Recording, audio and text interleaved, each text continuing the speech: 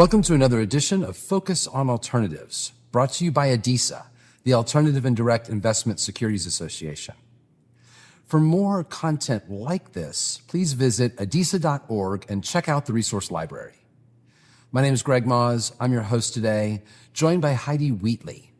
She is founder of Sponsor Growth Solutions. Heidi, thanks for joining me. Thank you for having me, Greg. So, we've known each other a while, and I'm excited about our topic, and it is the challenges and opportunities of sponsors entering the retail channel. So most of the time they're doing this because they've maxed out their current capital sources and they want to scale, they want to go bigger, they have momentum. But what are some of the challenges, or why are these people coming in and scaling in this way? Sure. So I think, as you mentioned, companies often choose to enter the retail channel because they have access to thousands of broker-dealers and RIAs. And then through each of those firms, they have access to 600,000 some financial advisors and then their network of accredited investors.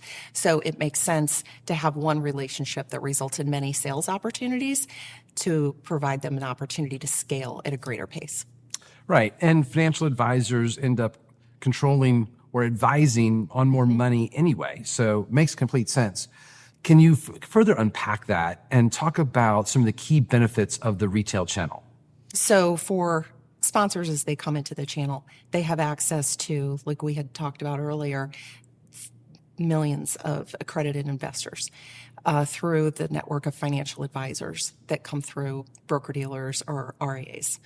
And those firms have an existing infrastructure that the sponsor can benefit from by getting exposure through supporting those educational initiatives, supporting conferences, getting in front of financial advisors so that they can really make a compelling case for their offering.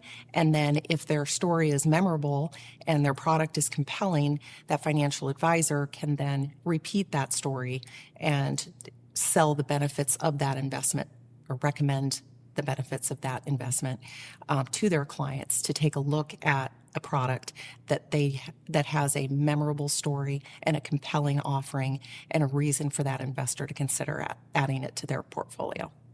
Right. And there's so many choices out there these days that you can find the right structure to meet the client objective. Mm-hmm.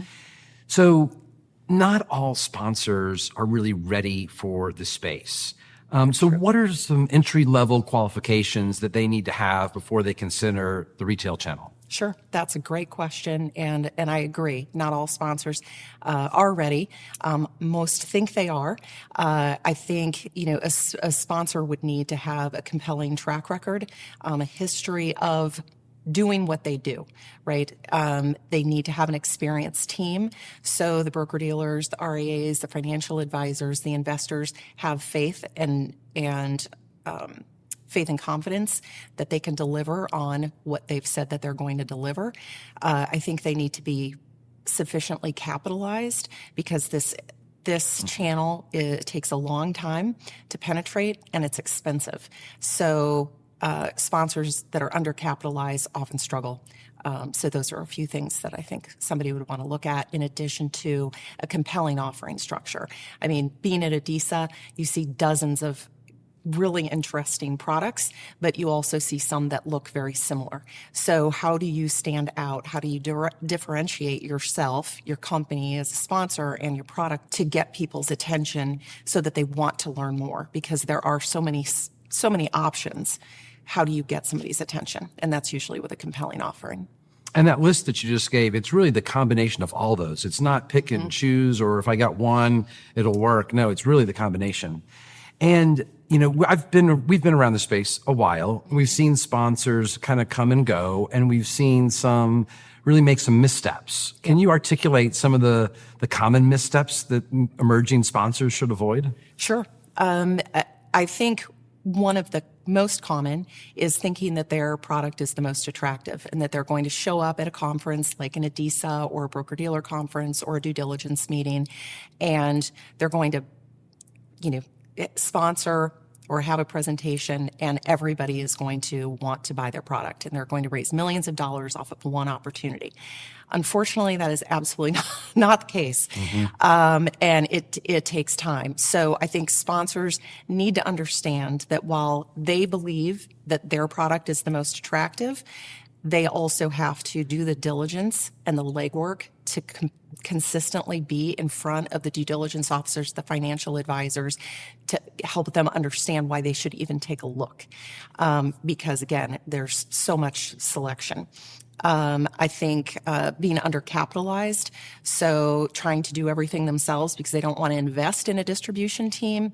There are no shortages of opportunities to be in this space, to sponsor conferences, provide marketing support, advertising opportunities, to get yourself in front of the audience that you're seeking.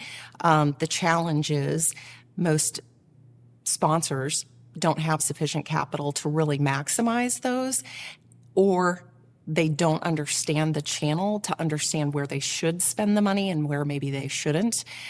So I think it can be a very strategic approach that can fit within a sponsor's budget. But, you have to invest in the space or you're not going to get anywhere. A big part of that is them trying to do everything themselves. So they're trying to do what they do best, which is the product. Maybe it's a real estate opportunity and they're really expert at acquiring properties. Well, they're not necessarily experts at raising capital in this channel. So if they're not willing to invest in at least a person that they can utilize to leverage the relationships that they have to kind of get those conversations, get them to the table, they're really doing themselves a disservice. 100% agree. But I think it's not only financial resources, it's also time. From what I see, I mean, you need to be prepared to be constantly telling your story in the space for a 2 to 3 year period in order to get traction. Would you agree with that? 100%. And you have to be willing to be on the road. You have to be willing to take the call, to do the Zoom meeting, to do, a road show, as people are still referring to them, but to go around and shake people's hands, because what's important, especially as being a new sponsor, you have to get people to trust you. Like, you need to get a seat at the table, and then you need to earn that trust by continuously showing up and saying the same message. And basically it's simple. Do what you say you're going to do. So deliver on the message that you have, and just be present. So you talked about shaking hands and consistent messaging there, but that's all part of a relationship. And they say that this is a relationship game, a relationship business. Can you unpack that a little bit more? Sure. So I think with any industry, right, it's who you know. Or with anything, even trying to get a job, right? It's who you know. And so in this industry, there are folks that have been around a long time, and even folks that have been around just a small amount of time, but have vast relationships.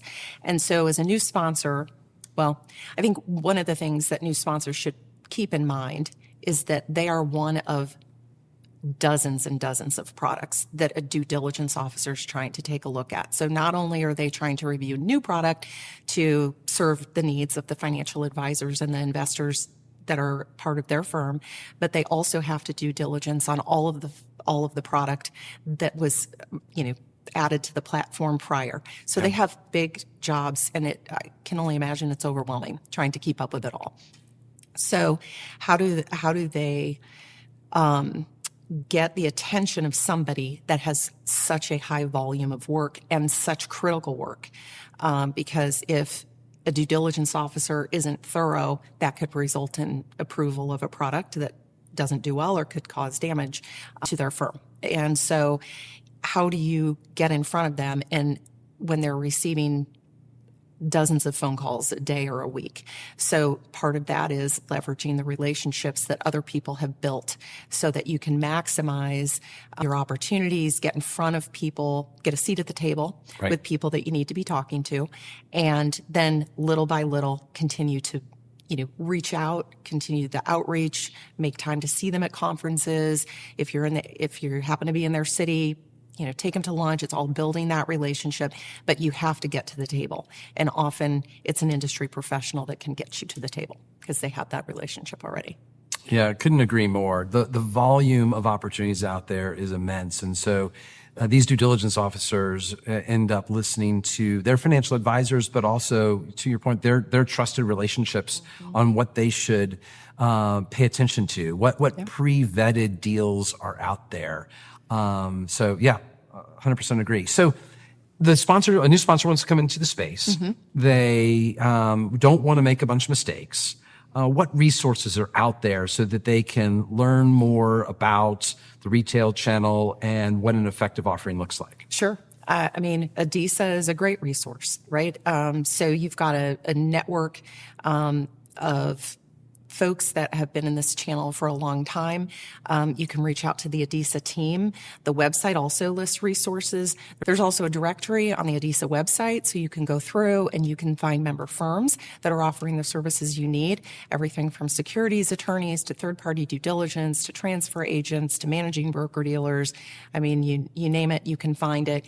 The ADISA team is a great resource. They can, again, it's relationships, so they can help you get connections to the folks that are going to be best suited for you. The website has a slew of resources as well, including a glossary. So much of coming into this industry is like learning a new language, and some of it just doesn't, it's not intuitive. So it's helpful to kind of take a look at that and make sure that you understand what people are coming at you with. In addition to that, there's the third-party due diligence firms. Again, there's lists on the ADISA website. You can certainly ask the team, but they have connections that can put you in touch additionally with industry resources that they've worked with and that they know are proven.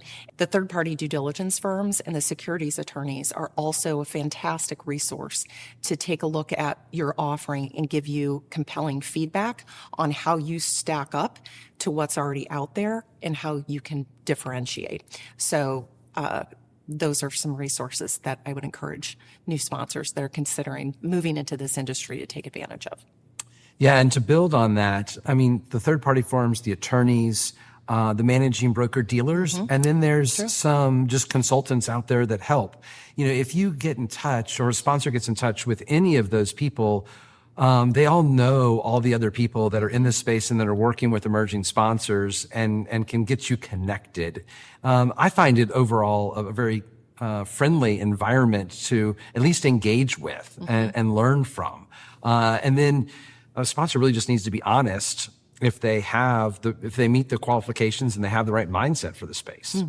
I agree. And I especially want to emphasize your point about being friendly. Like, I am constantly amazed knowing how busy the folks in this industry are, that the time that they'll make to talk to a new sponsor and give them valuable feedback without getting paid, right? Like, it's just a value add. Like, let me try to help you. The industry is incredibly helpful and wants new sponsors, right? We want to have things that are fresh to talk about.